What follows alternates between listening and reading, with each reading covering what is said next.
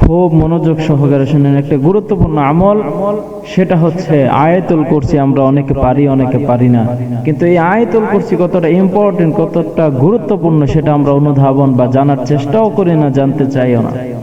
নবী করিম সাল্লাল্লাহু আলাইহি ওয়াসাল্লাম বলেন, মান ক্বারা আয়াতুল কুরসি ফি দুবুরি কুল্লি সালাতিন মাকতুবাতিন লাম ইয়ামনাহু মিন দুখুলিল জান্নাতি ইল্লা আইয়ামুত।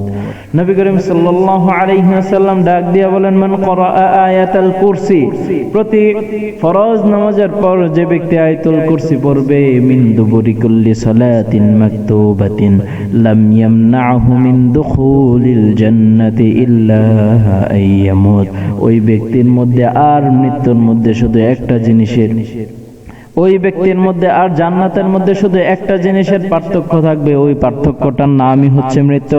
অর্থাৎ নবী করিম সাল্লাল্লাহু আলাইহি ওয়াসাল্লাম বলেন, মান ক্বারা আয়াতুল কুরসি ফি দুবুরি কুল্লি সালাতিন মাকতুবাতিন লাম ইয়ামনাহু মিন দুখুলিল জান্নাতি ইল্লা আইয়ামুত, প্রতিটা ফরজ নামাজের পর আল্লাহর যে বান্দা আয়াতুল কুরসি পড়বে, আয়াতুল কুরসির আমল করবে, ওই বান্দা মৃত্যু বরণ করতে দেরি হবে, জান্নাতে যেতে দেরি হবে না। এই কথা আমার নয়, এই কথা হচ্ছেন সাইয়্যিদুল মুরসালিন খাতামুল আম্বিয়া নবী মুহাম্মদুর রাসূলুল্লাহ সাল্লাল্লাহু আলাইহি ওয়াসাল্লাম বলেছেন।